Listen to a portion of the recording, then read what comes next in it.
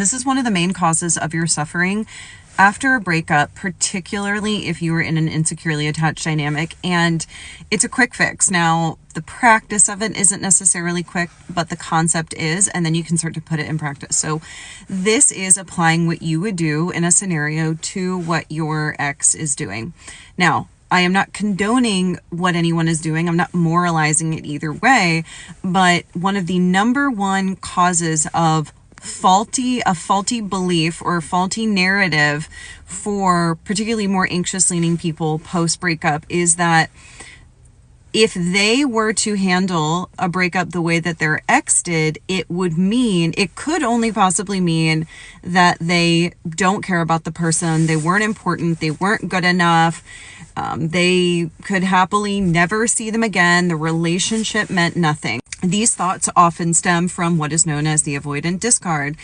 Hence my disclaimer that I am not suggesting that the avoidant discard is okay. I'm not condoning it.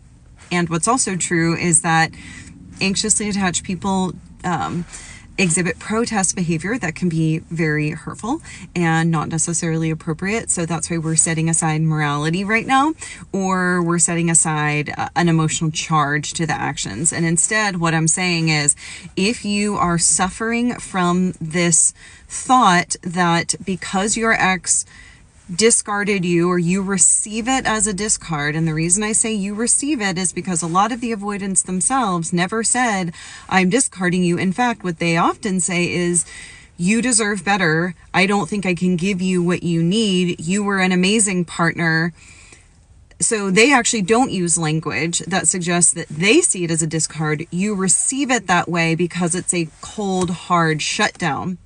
But when I work with the DAs, they will tell me that for them, this is the best way. They think it's the best thing for both parties, and this is the best way that they can protect themselves. They don't think that they are doing something that is going to be received as it is by the AP. So please be careful not to put yourself in the shoes of someone who has a completely different brain and nervous system and cause yourself more harm by applying what you would do in the same scenario. This is why closure often has to be a one-way street in insecurely attached dynamics, because you are going to be screaming into the void, banging your head against the wall figuratively to try and understand their position. You probably won't understand it, but what you can understand is that, actually, I could do a different video on what the ultimate takeaway can be for you as you, like a new thought that you can buy into to digest what you've just experienced. So let me know if you want that video as well. The last thing I want to say is, if you're listening to me and thinking, yeah, I kind of understand where you're coming from, but if they cared, they would recognize how much their behavior would hurt me. They know me better than that, so they wouldn't act like that, regardless of what their reasonings or intentions are. And it just doesn't usually work like that when you're talking about the nervous system. So when someone is deactivating hard, they are going into their sympathetic fight, flight, freeze, fawn, but for them it's freeze and then flee response. And when survival, even if it is emotional or mental survival, is at stake, nothing is more important than that. It is the sort of opposite, but the same as someone who is really anxiously attached.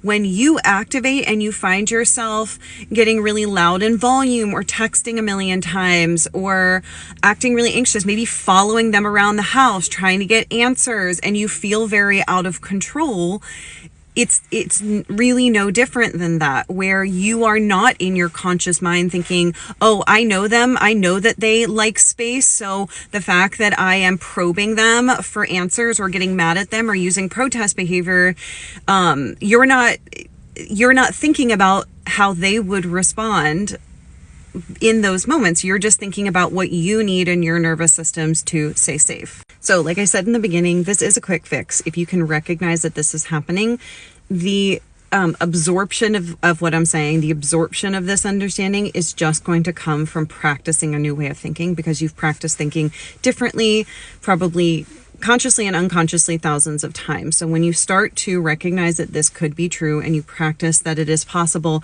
that the assumptions that you're making about their behavior are not necessarily true just because it's what you would do, then it can start to alleviate your suffering with time.